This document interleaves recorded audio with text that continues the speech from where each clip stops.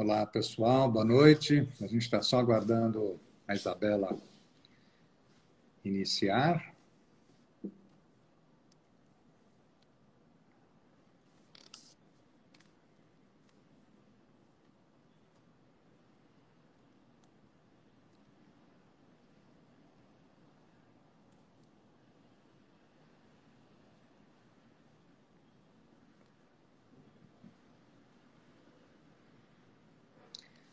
Antes que a Isabela dê entrada, eu queria inicialmente avisar vocês todos, né, além de cumprimentá-los mais uma vez, queria dizer que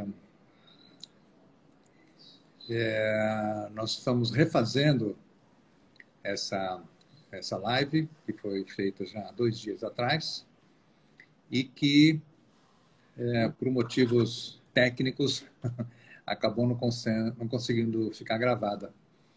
E então, por esse motivo, a gente acabou pensando que valeria a pena regravar e fazer novamente, para que possa ficar registrado, né? A gente comentou com vocês todas e vocês todos que ficaria registrado no Stories. Então, não é justo que a gente não faça isso acontecer.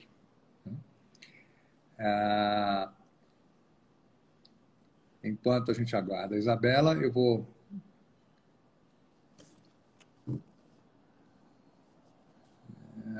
tentar...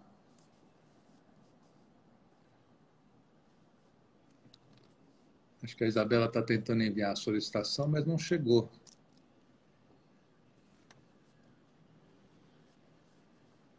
Acho que a Isabela podia tentar de novo.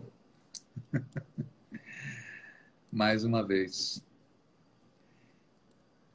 Só para também já dar início a algumas coisas que a gente gostaria de falar. Esse vídeo é muito importante para nós todos, porque ele marca o início das atividades do Instituto Barini, né?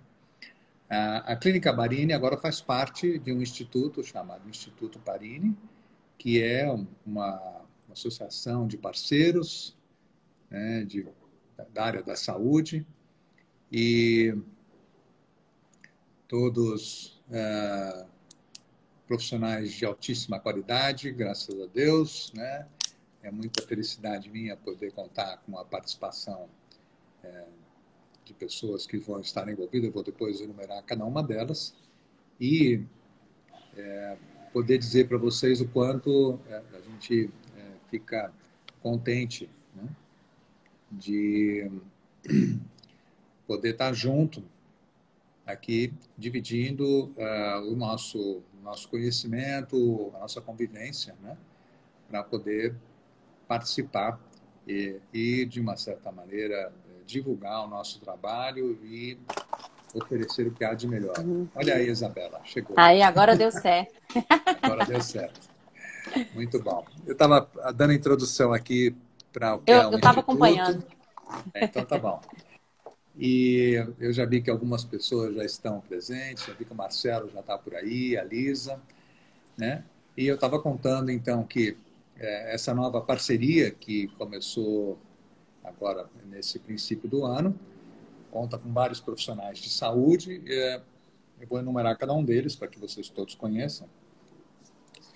Vamos começar pela Carita Tonini, que é uma nutricionista, é a nossa nutricionista de referência, é uma nutricionista que tem uma especialização em leitura e identificação de exames laboratoriais, né, e avaliação de exames na prática da nutrição, além de ser especialista em nutrição também de vegetarianos, veganos, né, e agora, mais recentemente, está se especializando na área de fertilidade, né? E, então, é uma satisfação ter a Carita como nossa orientadora e nossa colaboradora, nossa parceira nessa empreitada nova, né? Também, outro colaborador que está presente, o Dr. Marcelo Miranda, que já vi que ele está aí participando da live. Marcelo Miranda é um endocrinologista de formação na Universidade de Campinas. fez o seu mestrado e doutorado na Universidade de Campinas. Aliás, ele fez a faculdade, acho que no Mato Grosso, e depois veio para cá para fazer a sua especialização e a sua formação final. E é uma pessoa que tem uma alta capacidade na área de diabetes, né, onde ele acabou fazendo todo o seu mestrado, né, e também o doutorado, e agora vem a contribuir dentro desse grupo de profissionais com o seu conhecimento na área de alterações metabólicas, né? E também faz parte do grupo a doutora Luciana Katayama. A doutora Luciana já tem uma extensa experiência na área de clínica médica, na área de acupuntura. Ela é uma excelente acupunturista, tem especialização também na área de acupuntura ligada à reprodução. Eu tenho tido uma ótima experiência nas pacientes do passado que estiveram em acompanhamento com ela. E, então, a Luciana, além dessas características, traz também para o Instituto uma experiência que é algo mais ou menos novo na área da medicina, que se denomina medicina de estilo de vida, né? Onde a gente tem um enfoque bastante holístico da qualidade de vida das pessoas, né? E a interferência que isso tem do ponto de vista da reprodução, do ponto de vista do seu dia a dia e ao longo da vida, né? Eu costumo brincar sempre a respeito disso, tanto com a Carita quanto com o Marcelo e também com a Luciana, de que a gente tem que se planejar para como é que a gente vai estar nos 70, nos 80, né? Não só ali nos 20 e nos 30, né? Mas o planejamento é para a vida inteira, né? E a importância que tem isso nos resultados de tratamentos que a gente vem a propor e também na qualidade de vida de uma maneira geral. Faz parte do grupo também a doutora Lisa Brasil Bronzato. A doutora Lisa tem uma especialização em endoscopia ginecológica.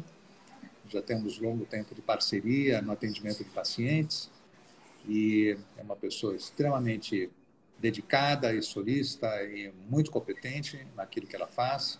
Eu vi que a Lisa também já está presente aí na live, né? Já falo um oizinho para ela. E junto também nós temos o Dr. Anderson Pinheiro. Anderson é também médico do grupo do CAISME. Ele fez lá a sua formação como médico, como residente, depois mestrado, doutorado e acabou de retornar de um pós-doutorado em Harvard, né? E para a gente também um prazer muito grande ter uma pessoa que tem a experiência que o Anderson tem na área de gravidez de alto risco. Anderson ficou famoso aí no mundo inteiro, ele corre aí os 4 cantos falando sobre tratamento de hemorragia pós-parto, de hemorragia puerperal. Então, também um prazer que está contando com ele no atendimento das pacientes do grupo aqui do Instituto. Além do Anderson, ainda temos o João Paulo. João Paulo é um outro indivíduo extremamente competente na área de endoscopia ginecológica. Ele tem uma formação muito extensa nessa área. E o João Paulo Leonardo Pinto, ele fez também aí um período de doutorado sanduíche lá em Harvard, né? Que foi para a gente uma honra ter indivíduos desse nível de formação, né? Trabalhando aqui no Instituto. E na nossa atividade conjunta, nós temos também tido bastante experiência na divisão aí de algumas responsabilidades com pacientes, né, o que para a gente tem sido muito, muito interessante. Somando a isso, a doutora Isabela Valente, né, que é uma médica também de formação dentro da universidade, dentro da Unicamp, fez também o seu mestrado recentemente e já está engajada no doutorado, e é uma especialista na área de ultrassom e medicina fetal, e então ela vem colaborar com o grupo, melhorar ainda mais a qualidade que a gente já tinha, né? Ajudando aí com algumas características específicas da sua expertise, né? E por último, eu deixei para a gente falar da Isabela Nelli, que está aqui ao vivo com a gente. A Isabela também já é uma parceira de longa data, né? A Isabela tem a sua formação feita na UFMG, em Minas Gerais, depois veio fazer seu mestrado na área de medicina fetal, né, aqui comigo na Unicamp. Depois fizemos o doutorado juntos. E ela está fazendo seu pós-doutorado até hoje comigo. É tipo isso. E eu com ela. Né? Isabela, Exatamente. além de ter essas características de formação, também é especialista na área de ultrassonografia, e ela muito contribui para o atendimento das nossas pacientes. Então, eu quero dizer que, para mim, é uma enorme satisfação poder estar dando início a esse processo de existência do Instituto Barini, e aqui quero deixar claro também que, além da qualidade de todo mundo, né, nós contamos com uma equipe de enfermagem muito de extrema receptividade, são pessoas muito calorosas, pessoas que a gente valoriza bastante no seu dia a dia, e que sem elas, certamente, muito do que acontece dentro do Instituto não existiria, né? Porque elas contribuem muito com a comunicação com as pacientes, com o cuidado com que elas são atendidas, e acho que isso precisa ser pautado e deixado claro também, né? E agora, começando essa live de hoje, né, mais propriamente dita, onde a gente ficou comprometido a falar mais uma vez, né, Isabela? A gente falou bastante Vamos. outro dia. Foi bom que Vamos aí a gente retomar. sedimentou um pouquinho e vamos partir até dos pontos que foram mais discutidos. Às vezes acho que até vai fluir de uma maneira até mais contínua agora dessa vez, para a gente já sabe mais ou menos as perguntas também, né? Teve muita pergunta Isso, interessante. A gente pode partir de um outro ponto também das perguntas, só para pegar o gancho do mesmo assunto, né? muito bom. Eu só queria deixar uma coisa já dita para o pessoal que está assistindo, duas coisas, né? Uma delas é que vocês podem usar esse pontinho de interrogação para poder enviar as perguntas. Fica mais fácil para a gente compilá-las no final e poder responder cada uma delas. E também usar esse aviãozinho que está aí para vocês. Vocês sabem de alguém que está interessado no assunto da fertilidade, da preservação da fertilidade? Acho que é um bom momento para você chamar os seus amigos aí para poder assistir, quem sabe tirar dúvidas, né, daquilo que a gente puder responder, né, Isabela? Participar, dar um E palpite. é isso mesmo. Então, tá bom. Muito bem. A ideia, então, é falar sobre preservação da fertilidade, né, e o que a gente pode fazer para melhorar a nossa fertilidade, né, Isabela? Eu acho que a Isabela poderia É. começar, então, dando uma ideia geral do que significa preservar a fertilidade, em que momentos que isso pode acontecer na vida da gente, né? E aí a gente começa o bate-bola. O bate-bola, né? Então, primeiro, boa noite para quem está aí assistindo de novo ou para quem está assistindo pela primeira vez, né? Até a questão da escolha desse tema, ele é um tema mais abrangente, então a ideia, talvez a gente não consiga aprofundar em todos os detalhes de cada passo, mas ela é justamente o abrangente da preservação da fertilidade como um todo, até por ser um primeiro momento do Instituto. Como o doutor Ricardo já disse, já tem um tempo que a gente está trabalhando junto lá, mas de médico, assim, éramos só nós dois, né? Agora temos uma equipe ampliada e isso é bom. E a questão do multiprofissional, ele tem tudo a ver com o tema de hoje. Não dá para você abordar a preservação da fertilidade sem pensar na mulher como um todo. Se a gente pensar só ginecologicamente falando, talvez fique menos interessante. E não é assim, né? O casal como um todo, ele tem esses aspectos mais complexos, mais amplos, mais holísticos. E aí a ideia do Instituto como um todo, acho que essa primeira live ela vem para reunir os assuntos de uma maneira única. E depois a gente destrincha um pouco para cada ponto, né? Agora, falando das Perfeito. situações da preservação, quando a gente entende, assim, o que a gente entende por preservar a fertilidade? O casal, ele está preocupado ou ele tem um planejamento reprodutivo e para que ele alcance aquele objetivo, o planejamento reprodutivo é o objetivo do casal, né?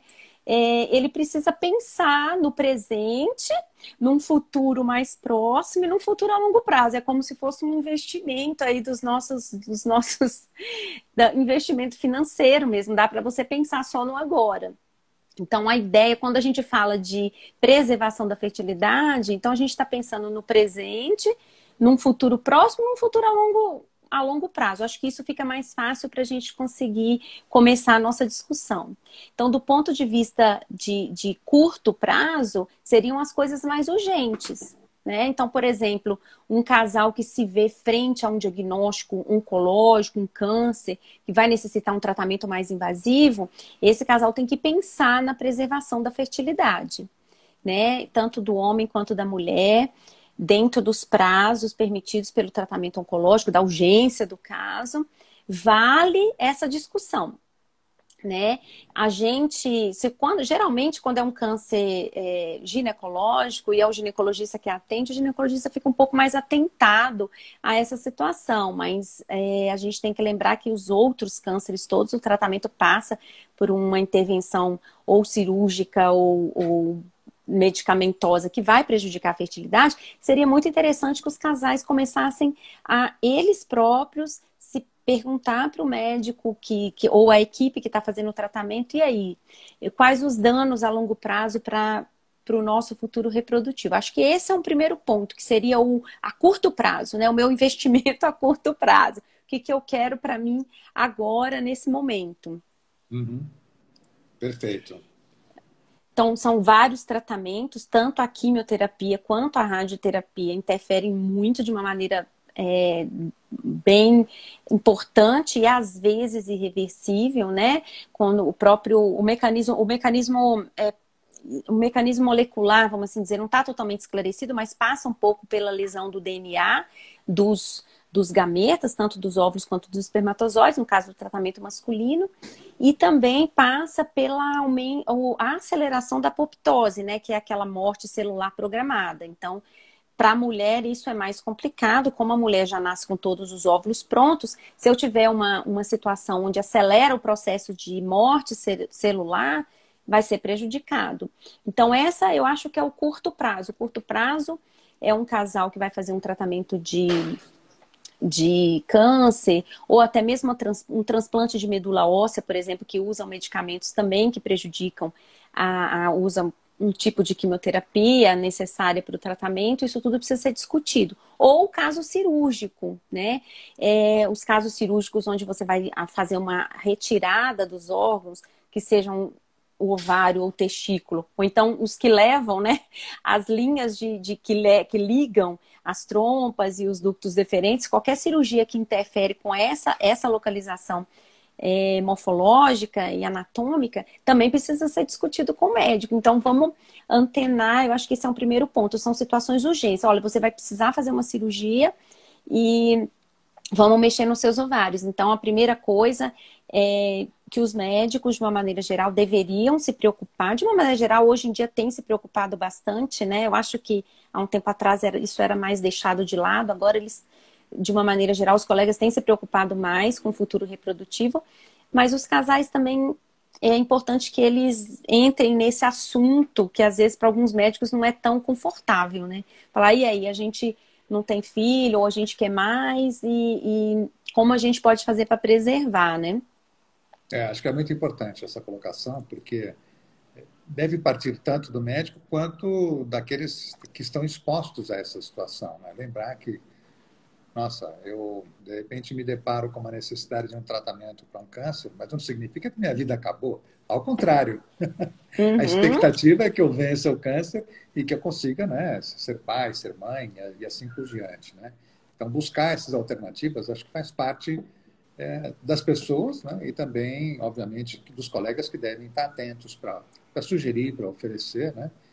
E facilitar esse processo. Né? Acho que especificamente é isso, abrir caminhos, né, para as pessoas. Olha, procure uma clínica, procure alguém que faça isso. Né? Eu não conheço quem faça, mas vamos lá, vamos tentar achar na internet quem está disponível para isso. Né?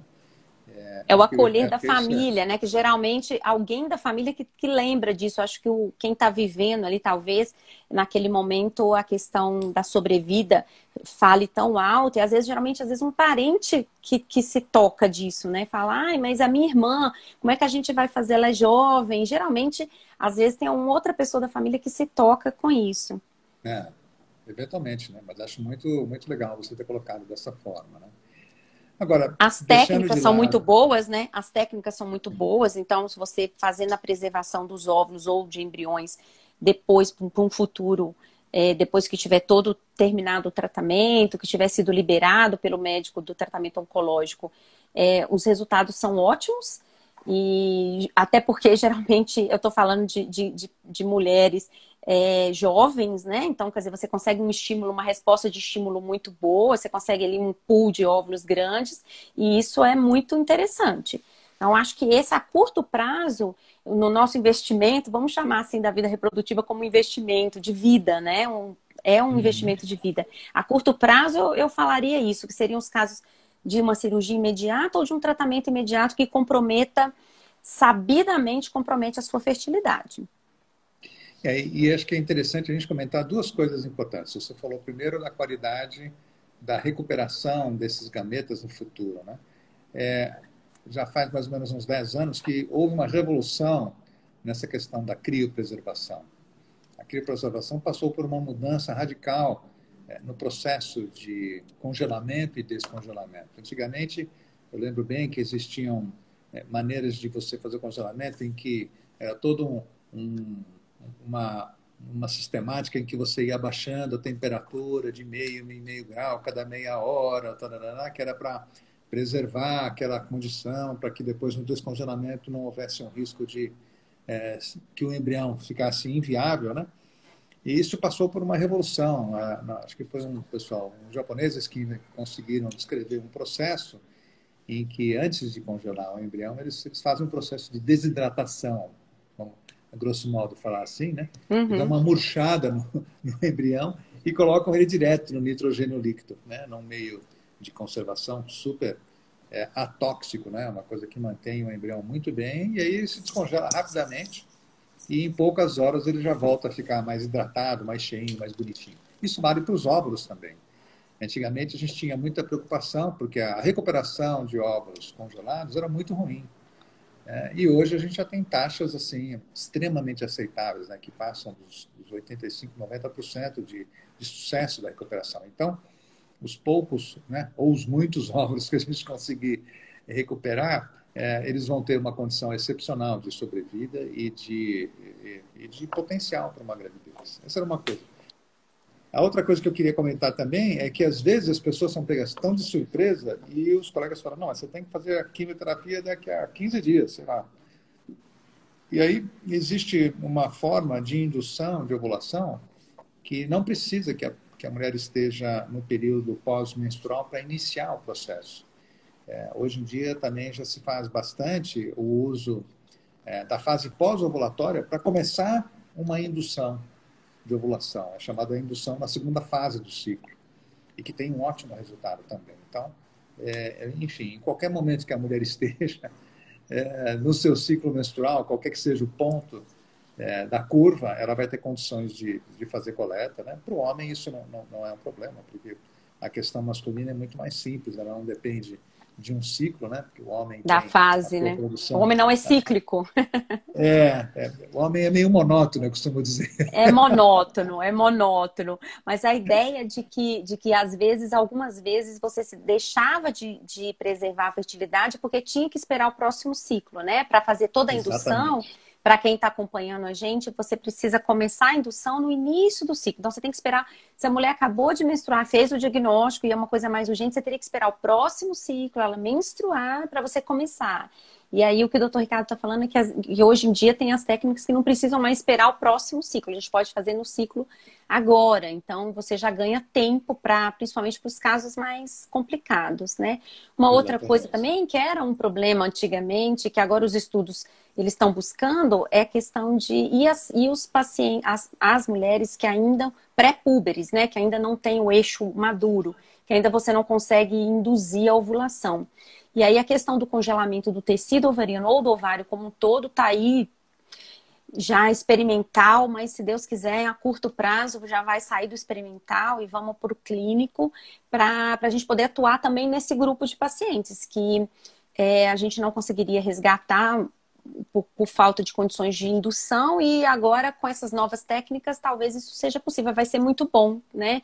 Se você pensar que um câncer pediátrico, o pré-púbere, ele tem uma chance de sobrevida de 80%, ia ser muito interessante que essa população tivesse, além da sobrevida, que já é um ganho, vitória, né? Uma né? alegria, uma vitória, além disso, ainda tivesse a condição de conservar todo o planejamento reprodutivo. Então, isso aí tá por vir, se Deus quiser, vai ser próximo. Que bom. Né? Contamos com isso, né? Vamos passar por médio prazo? Oi? Vamos passar por médio prazo? Vamos passar por médio prazo, é isso que eu ia falar. O médio prazo, a gente poderia falar o quê? É uma coisa que está acontecendo com você hoje, que a médio prazo vai complicar o seu planejamento de fertilidade, talvez tratar efetivamente significa de uma maneira mais eficaz e oportuna as infecções genitais, que as infecções a gente sabe que a médio prazo, aí vamos dizer assim, uma mulher que tem muita infecção ali na casa dos 20, quando chegar nos 30, a pelve pode estar comprometida. Eu acho que esse é um fator. Acho que a infecção é importante, então as infecções genitais não podem ser consideradas assim, levadas pouco a sério. É uma infecçãozinha, acho que tem que tratar a fundo, tem que repetir o exame, verificar se ficou realmente se ficou estéril daquela bactéria. Algumas, como clamídia, a gente sabe que tem uma repercussão ruim. Acho que a médio prazo seria basicamente as infecções. Mais alguma? Endometriose? Acho que aí a gente pode falar em endometriose, né? Acho que é importante a gente citar, né? A importância que a gente tem que dar para a identificação da endometriose, para o eventual tratamento, né? Para evitar que ela se transforme num problema mais significativo e que impeça ou dificulte muito uma gravidez espontânea, né? A endometriose ainda é aquele mistério todo.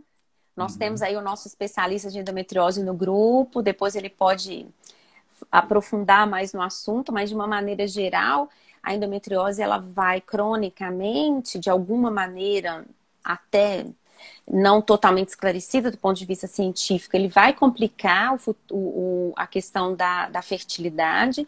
Então, espera-se que quanto mais precoce você fizer o diagnóstico e tratar ou intervir, que não teria tanta repercussão. Então, no mesmo caminho das infecções, a médio prazo, no caminho do curso da sua vida, ali no MENACME, especialmente ali entre os 20 e os 30, você fazendo qualquer diagnóstico de infecção e tratando adequadamente, ou uma suspeita de endometriose intervindo, talvez a gente consiga aumentar as chances de manter a fertilidade dessa mulher, né?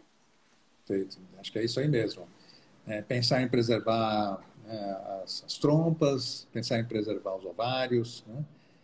Para evitar que eles sofram de alguma maneira qualquer tipo de agressão, né? Inflamatória, né? Porque o que a endometriose acaba provocando é um processo inflamatório, e essa inflamação é que acaba comprometendo a longo prazo, né? Cria cicatrizes, cria situações que dificultam aí eventualmente a gravidez. Acho que você tem toda a razão da gente pensar no diagnóstico precoce, né? Antigamente se falava, né, muito das meninas que viviam no pronto-socorro cada vez que menstrua, né? Vai lá, toma um negócio na veia e tal. Mas isso é normal da adolescência. Não, gente, não é normal. A vida inteira, né? Ficou 5 anos, 10 anos fazendo isso. Não é normal. Tem a dismenorreia sem causa, ela pode até acontecer, mas quando alguém começa a ter uma repetição muito significativa desse evento, é bom a gente se preocupar e procurar algum diagnóstico mais específico. Eu queria, então, dar uma retomada, especialmente lembrar vocês mais uma vez, para vocês mandarem suas perguntas aí através desse pontinho de interrogação, né? E também continuar avisando as pessoas do que a gente está falando. Aproveitar o aviãozinho aí para chamar os amigos para a live, né, Isabela? E agora acho que a gente vai falar de uma coisa que também é bastante presente e está na cabeça das pessoas, né? A questão das mulheres que estão aí numa situação em que não sabem muito bem se casa ou compra uma bicicleta, né? Estão naquele momento de vida em que ela já está investindo ou quer investir cada vez mais na sua carreira, mas não está disposta, não está aberta para a condição da maternidade, né? O que ela pode fazer, Isabela? Como é que essas pessoas podem, então, planejar a sua fertilidade? Eu acho que não depois, quando esse assunto começou a vir, assim, ficar mais, vamos dizer assim, mais publicamente conhecido, aí todo mundo começou a correr atrás, aí começou até as de 20, 15 anos, 18 anos. Então acho melhor eu já ir guardando meus óvulos para já garantir. Não é bem assim, né? Não é também tanto, vamos fazer uma reserva, mas com um objetivo. A ideia é que, como a mulher, ela nasce com todos os folículos, vamos dizer assim, todos os ossos, eles já estão todos nos ovários, não vai ter produção nova de gameta ao longo da vida, eles vão só passar por um processo de amadurecimento. Então, a ideia é que quando o feto feminino está dentro do útero, ele tem um número X de óvulos dentro do ovário do feto. Quando você já nasce, você já tem bem menos. Aí no ano seguinte você já tem menos. E quando você pensa isso veio à tona e veio à mídia, a mulherada ficou tudo meio estressada com isso. E na verdade, o que a gente tem de fato é que a partir dos 35 e mais evidente a partir dos 37 anos de idade da mulher, é uma queda da taxa de gestação espontânea, até porque essa reserva do ovário já vai chegando ali no fim. E aí a ideia é que hoje em dia, né, vamos falar aqui do século e do momento que a gente vive, esse é o momento da vida da mulher que ela acabou de atingir um auge, talvez da carreira ou dos planos, ou que seja mesmo pessoal, mas que não, ela decide que aquele ainda não é o momento. Mas aí bate aquele reloginho que fica pulsando na cabeça, que na verdade não é um relógio, é uma forca, né? E agora, o que eu vou fazer? Tá acabando meus ovários. Aí tem todas umas crenças por trás disso, de que se você tomar o anticoncepcional, como você não ovula, você na verdade está preservando os seus óvulos, que não é verdade. Então isso tem a ver com a idade, não tem a ver com o tempo que você usou de anticoncepcional. Mas aí a boa notícia é de que os mesmos métodos que a gente usa para preservar na urgência, né, aqueles casos de urgência que a gente falou anteriormente, da questão de um diagnóstico oncológico, de uma cirurgia que a gente vai ter que fazer, que seja mutiladora para a reprodução, nesse caso, a gente também pode fazer uma coisa mais programada, né? A idade ideal é uma discussão longa, né? Mas em torno entre os 35 e os 39, vamos dizer assim, seria uma época em que começou a declinar efetivamente, não justifica uma mulher de 20 anos. Por essa indicação, a indicação é desejo de postergar a maternidade, né? Não tem uma indicação de uma mulher de 25 anos ficar guardando um óvulo, mas essa mulher mais madura, a partir dos 35, entre os 35 e os 39, talvez 40, que ela fizesse essa reserva de mercado, né? Eu gosto de uma expressão que o Dr. Ricardo usa, que é a reserva de mercado, que é justamente isso, guardar os óvulos para depois. Ou o embrião, se já é um casal formado e ele só não quer aquele momento reprodutivo, ele pode guardar o embrião, né? Você faria a inseminação já usando o espermatozoide do marido, o óvulo, e guarda o embriãozinho. Ou se é só a mulher, ela guarda os óvulos. Com resultados muito bons, porque na verdade quando ela decide engravidar, então vamos supor aqui, né, de uma mulher lá, então nos 41, 42 ela decidiu engravidar, ela está usando um potencial reprodutivo, inclusive de qualidade de óvulo, de quando ela tinha 37, 38. É como se fosse um resgate aí, né? Quem dera se a gente tivesse um cosmético que fizesse isso com a gente, né? Eu vou guardar minha pele dos 32 e vou vestir ela aqui na minha casinha dos 40. O ovário a gente consegue fazer isso. Então... eu acho que é interessante falar sobre isso e é interessante a gente se tocar num assunto que envolve essa questão da reserva, né, dos ovários, de guardar óvulos e tal, é que sempre que a gente fala na questão da reprodução, na questão da fertilização in vitro, uma coisa que fica na cabeça de todo mundo é que quantos óvulos que a gente tem que ter, né? Qual é o número correto? Qual é o número mágico, né? é 5, é 8, é 15, é 20, né? A gente sempre brinca, eu gosto de brincar, que quanto mais melhor. Essa é uma condição em que, do ponto de vista de resultado, quanto mais a gente conseguir ter de reserva, né, de mercado, mais É uma chance a gente vai exceção do ter. menos é mais, né? É uma exceção do Exato. menos é mais. Mais chance a gente vai ter de ter sucesso. E vou explicar por quê. Na própria natureza, a estimativa que se tem é que quando você parte lá, vamos hipoteticamente imaginar que 1000 óvulos são ovulados, né? Uma ovulação, ocorram, né, 1000 ovulações. E essas mulheres têm vida sexual ativa, elas estão expostas à gravidez. Desses 1000 óvulos, mais ou menos uns 800 vão ser fertilizados.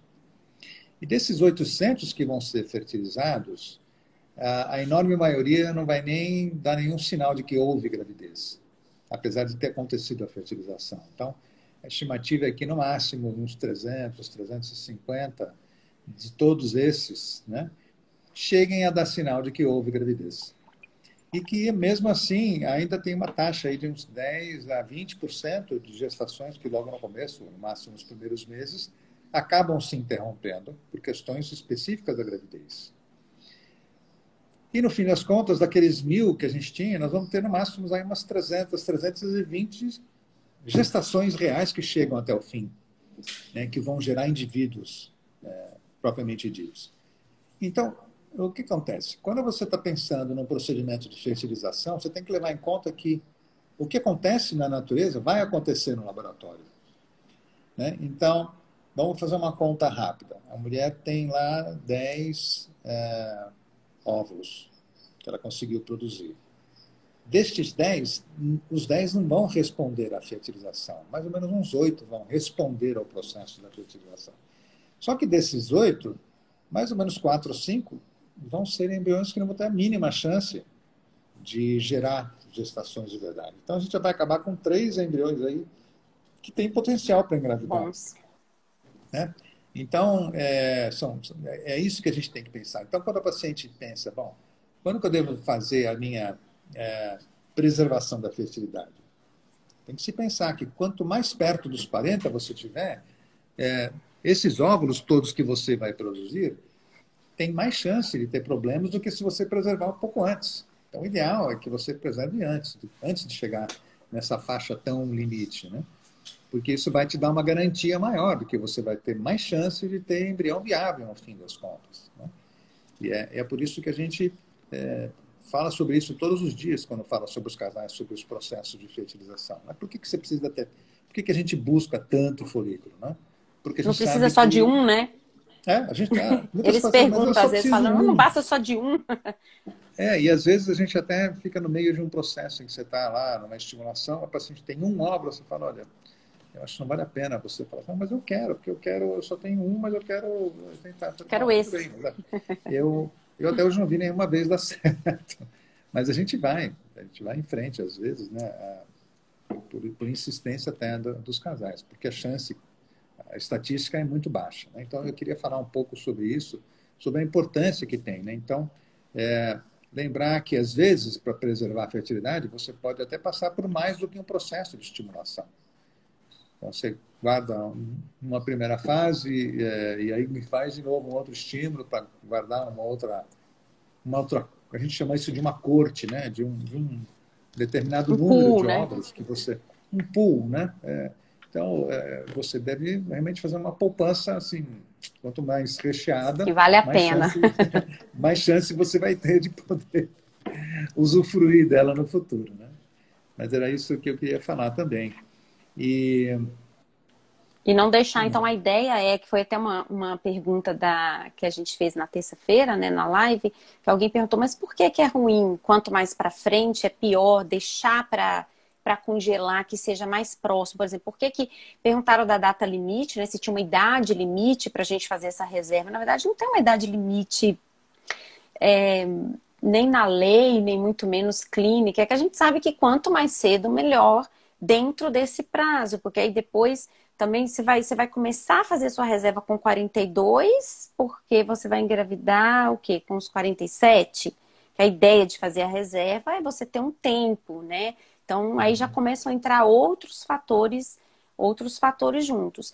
E a ideia de que porque o folículo que você tem, o óvulo que você tem, ele tá lá desde quando você nasceu, né? Ele é o famoso CINCE, aí entra a sua data de nascimento, né? Na verdade, já é a data da concepção, porque o feto feminino já tem os folículos. Então, a ideia é essa, que lógico que esses ossos que estão guardados há 40 anos, eles vão ter alguns defeitinhos a mais por tempo que ele está ali parado, mais do que dos 37, que vai ter mais do que o dos 35 e por aí vai. Então a ideia da idade é essa, não tem um limite, mas digamos assim, o limite ele é um limite, como que a gente pode dizer, ele é de Elástico. probabilidade. Né? Um limite ele é um limite que varia também de pessoa por pessoa. Outra coisa que às vezes eles perguntam por exemplo, assim, então eu cheguei nos 32 anos, eu ainda não tenho um parceiro fixo, não tenho uma vida reprodutiva ainda que eu estou enxergando no curto prazo ali dos próximos 3 anos até chegar nos 35, vale a pena fazer aqueles testes os famosos testes para ver a minha reserva ovariana? Como que você acha disso na consulta? Assim, como que a gente responde isso na consulta? O AMH, que os pacientes já chegam perguntando, né, e tudo mais. Eu acho que sim, eu acho que é uma coisa que a gente deve incentivar cada vez mais as mulheres que estão preocupadas com essa questão, que elas devem fazer essa avaliação do hormônio antimileriano, porque isso vai dar uma ideia na urgência que ela deve ter ou não de se preocupar com a questão da fertilidade. Porque, vamos dar um exemplo, você faz um hormônio antimileriano e vem lá um valor de 2,5, relaxa, você tem tempo. Você tem uma reserva. Você não sabe boa, quanto, mas não precisa você se desesperar agora, né? Agora, você já está lá com seus 35, você faz um antimileriano, está perto de 1, é bom você correr. Por quê? O que significa? Uhum. Não significa que vai acabar o ano que vem, né? Não tem um prazo, né? Exato, mas é que também a gente tem que guardar junto um conceito que quando o antimileriano cai muito, não é uma coisa tão exata, mas existe uma tendência a que a qualidade dos óvulos também caia. Então, a gente não pode deixar a coisa muito sem dar atenção, porque realmente é importante tem ficar por atento onde para ir, esse né? detalhe, né? Exato. Talvez o FSH também, né? Que o FSH ele já vai medir mais alto ainda, olha, de que maneira que o seu eixo está começando a funcionar. Muito bom. Eu acho que agora, Isabela, a gente tem uma série bastante grande de perguntas que as pessoas fizeram. A gente poderia começar a pensar em tentar respondê-las aqui, né? Por exemplo, a Michele perguntou assim, eu queria ter engravidado no ano passado e por causa do Covid eu adiei. Eu já estou com 30, não consigo ver aqui como é que a gente faz para ver a idade aqui. Espera um pouquinho só. Deixa eu ver se eu vejo aqui. Vê se consegue enxergar, que eu não estou conseguindo ver também. Deixa eu ver se eu consigo. Deixa eu ver, Michele. É de agora? Doutor... É a primeira pergunta que apareceu. Né? Primeira pergunta, vamos lá. É que eu tô lá embaixo ainda.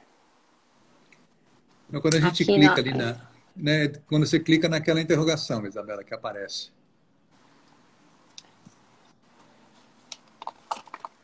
Tá, vamos ver aqui. Eu não consigo. A interrogação, ela não aparece para mim.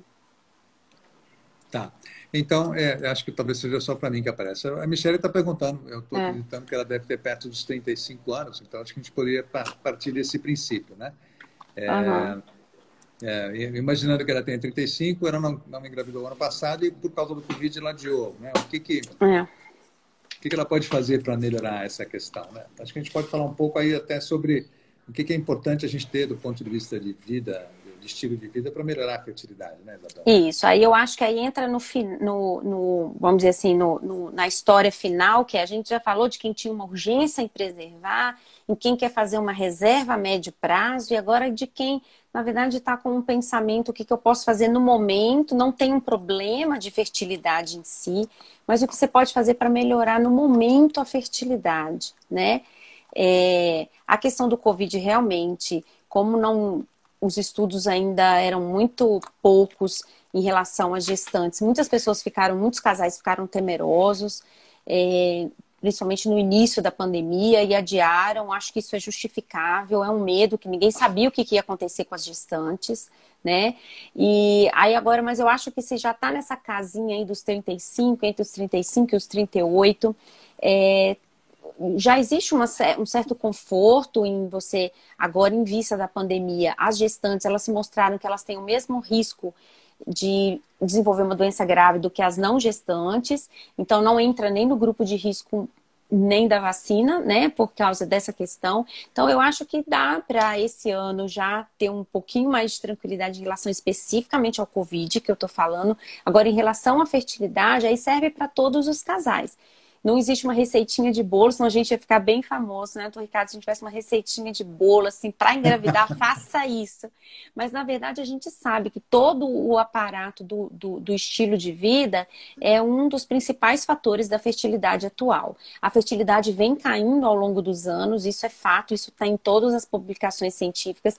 A fertilidade dos casais há 15 anos atrás não é a mesma atual, e muito parte do estilo de vida. A questão do estresse, da falta de uma saúde mental que esteja ali no nível desejável, e de tudo, da alimentação, de atividade física, qualidade do sono. Eu acho que aí sim entra todo o aspecto que a gente tem que...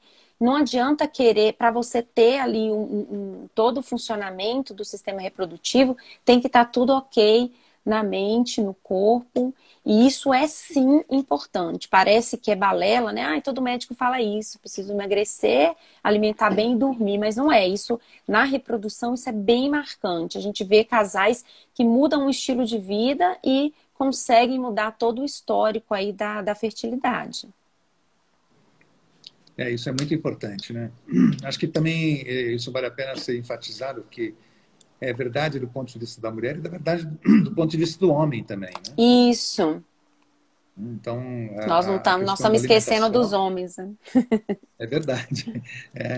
E então é verdade que a gente precisa se preocupar também com o homem, né? E o homem precisa manter também uma qualidade de vida boa para ter bons espermatozoides, né? Isso tem uma influência significativa, né? A obesidade, né? A falta de atividade física, né?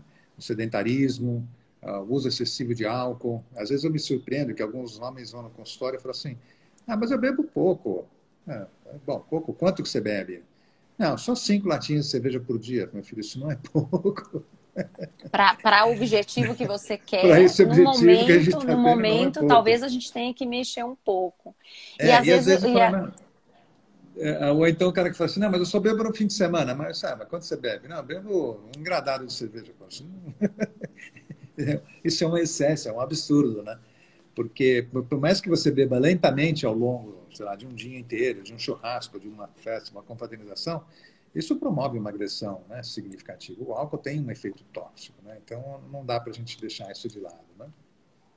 E às vezes o casal fica muito preocupado com a suplementação vitamínica ali para aumentar. Qual que é a suplementação vitamínica para eu aumentar a fertilidade? Ele passa todo por uma avaliação bem mais complexa do que simplesmente dar uma receitinha de bolo, porque aí cada um tem as suas deficiências de acordo com o seu estilo de vida, com o seu dia a dia. Também ninguém vai querer mudar, né, toda a rotina da pessoa.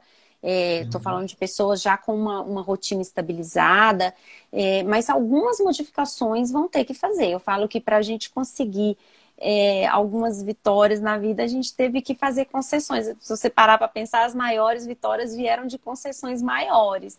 Então, talvez é um momento da gente dar uma repensada em alguns pontos. Então, sim, eu não consigo me alimentar, mas agora neste momento nós vamos precisar fazer uma mudança de paradigma mesmo de alimentação. O estilo de vida é mais difícil do que prescrever uma medicação, né? Só que não tem a receitinha pronta para todo mundo. Lógico, vão ter pessoas que vão ter uma deficiência vitamínica mais clara se você fizer um exame e detectar, mas tudo passa pelo como um todo. Aí não adianta atingir um ponto só, né? Exatamente, é isso aí. Vamos caminhar um pouco nas perguntas aqui, Isabela. Vamos. A Prisinha acabou de perguntar o seguinte, que ela tem 37 anos e um antimileriano de 1,87. Qual que seria a minha opinião? O que você acha, Isabela? Tá tudo no limite, né? Não tá ruim, mas também não tá bom. Tá no caminho certo, digamos, tá dentro do trilho. Não houve uma perda tá bem de acordo com a precoce. idade. Exatamente. Não tem uma perda precoce, quer dizer, não é uma coisa que a gente vai assustar. Se ela tivesse 37 anos e um antimileriano de 0,03, já não seria compatível com a idade. Também não está sobrando tempo. Então, ela está justamente naquele grupo que a gente estava discutindo. Está na hora de começar a organizar, né? Mentalmente, exato, fisicamente e também logisticamente. Se vai ter ali, se vai ser no ao vivo ou se a gente vai planejar alguma coisa para um futuro próximo. Exato. Sem desanimar, mas sem afrouxar. A ideia é essa. Então, o antimileriano de 1,8, para quem está com 37, está perfeitamente dentro do esperado. Né? Não há nenhum motivo para urgência, né? Nem para se preocupar que tem que engravidar esse ano, né? Não tem que sair correndo, não. A gente fica preocupado quando cai abaixo de 1, aí realmente já começa a soar aquela alarme vermelho, não é nem mais o amarelo, aí já é vermelho. Né? Tá compatível. Quem mais? Então. Tem mais pergunta aí? Tem bastante. Eu queria primeiro falar, porque tem muita pergunta aqui sobre cerclagem. Fiquem tranquilas e tranquilos, porque a gente vai ter uma live específica sobre isso mais para frente. Tá bom? Então, eu não vou responder as questões sobre cerclagem, porque não é o foco de hoje. Então, mas não se preocupem. Né? Eu tenho aqui uma pergunta da Thalita, que ela diz que a FIV não foi recomendada porque não ter 100% seguro na implantação, já se tratou de endometrite, fez o exame, estava ok, não temos mais alterações, fizeram todos os exames. Mas ela teve 6 falhas de implantação, né? Tem algumas alterações aqui, já usou o intralípide, entre outros, né? Eu acho que ela deve estar pensando como é que ela vai fazer para conseguir ter filhos, né? Espero que seja isso que você está perguntando, Thalita. O que você pode falar, Isabela, para uma moça que já teve 6 perdas e não foi recomendado o FIV para ela? Essas 6 perdas foi falha de implantação, que você fala de FIV, né? De implantação, falha de implantação. De implantação. Aí eu estou imaginando que são 6 embriões, que esses embriões estavam de boa qualidade, porque o resultado reprodutivo, se a gente pudesse dividir didaticamente, tem alguns fatores que são pré-embrionários, a dificuldade em fazer os embriões. Se você não teve dificuldade em fazer o embrião, vão passar para a próxima fase. Você teve embriões. E aí o problema pode estar no embrião. Então eu não sei a qualidade desses embriões, mas a gente não pode esquecer que a qualidade dos embriões interfere com a taxa de falha de implantação. Então, uma coisa para acender a luzinha vermelha é: será que os embriões eram realmente de boa qualidade? E depois, todos os fatores pré-embrionários, pós-embrionários. Então, meu embrião era bom, eu fiz vários embriões na FIV, os embriões estavam bons, mas quando eu implantei, quando eu transferi, o embrião não foi implantado. Aí a gente pode pensar naquela gama de fatores que interferem com a implantação, que aí tem um leque enorme. Precisa ver qual foi a investigação que foi feita para usar o intralípide, se a gente usou na dose certa, no período correto, se tem outros fatores envolvidos, que aí o bom é quando você tem várias coisas atrapalhando, que você consiga agir em todos ao mesmo tempo. Porque às vezes num ciclo, um fator interferiu mais do que o outro. E para a gente não ter que pagar para ver qual que é o fator que está interferindo mais, o ideal é se a gente pudesse atuar em todos ao mesmo tempo. Então, talvez está no momento de procurar um protocolo mais amplo, que pegue todos os fatores, esmague todos esses fatores para a gente tentar fluir para frente aí num próximo ciclo, sem desistir, porque está muito jovem. Não dá para desistir com menos de 40, aí não dá.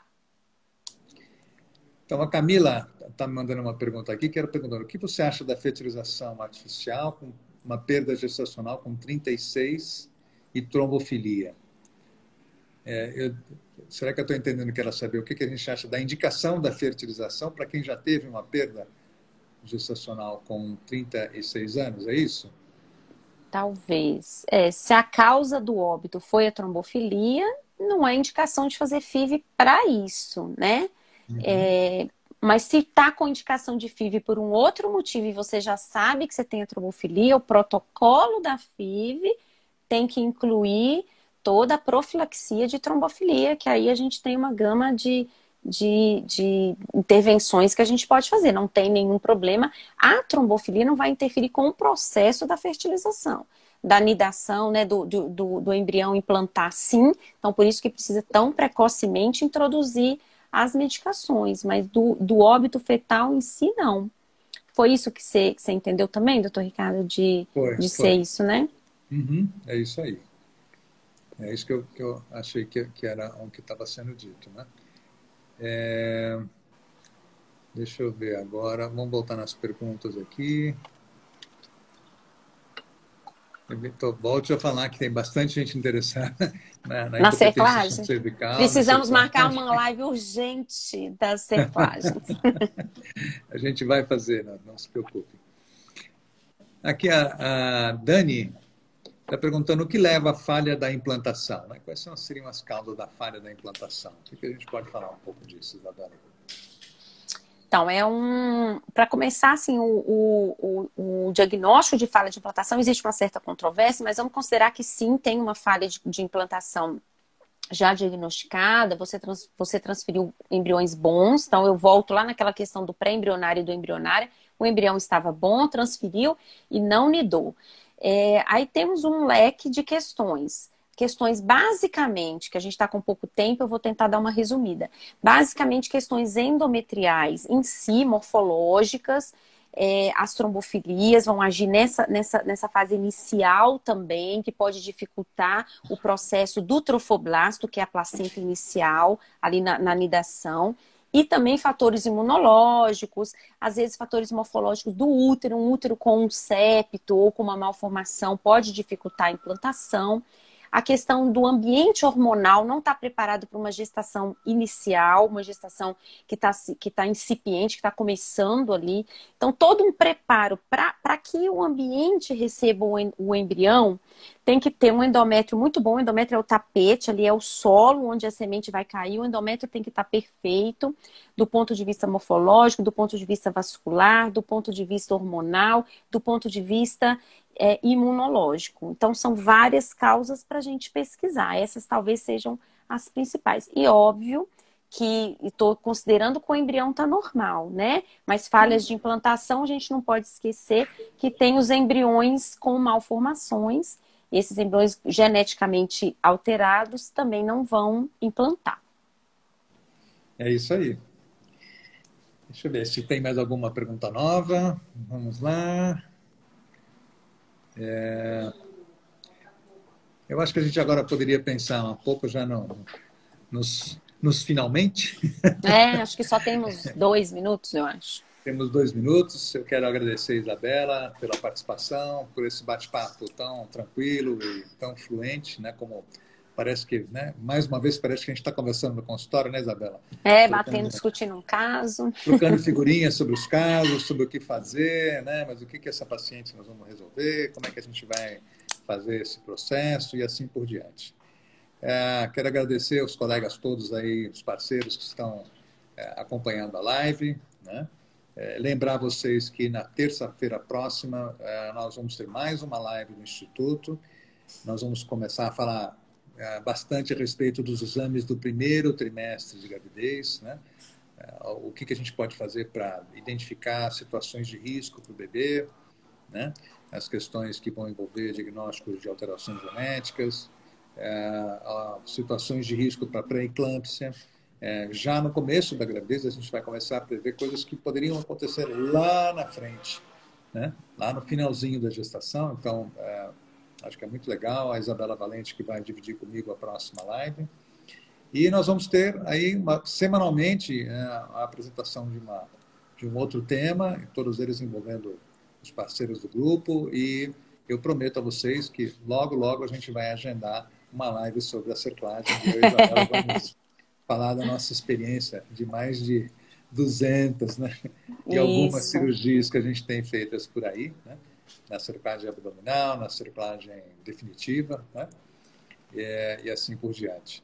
Então, agradeço a todos pela presença e já deve cair já já a nossa, estamos esperando a nossa cair. comunicação, vai cair. Então, só para falar um oi para todo mundo e agradecer a presença e logo, logo a gente se vê, então. Tudo bem, obrigada. Tá, obrigada a todo mundo que participou. Obrigada, doutor Ricardo, pelo bate-papo. Vamos gravar dessa vez, né? Dessa vez vamos gravar. Mais uma vez também agradecer a equipe de apoio, né? A equipe da produção que está aqui sempre com a gente, né? E todas as orientações aí para a gravação, para que essas lives possam ter um sucesso no nosso futuro. Isso mesmo. Tá bom? Obrigada, Boa até noite, a próxima, então, a vocês todos. Até a próxima. Até. Tchau. Tchauzinho, até mais. Tchau, tchau. Até. Encerrar o seu vídeo.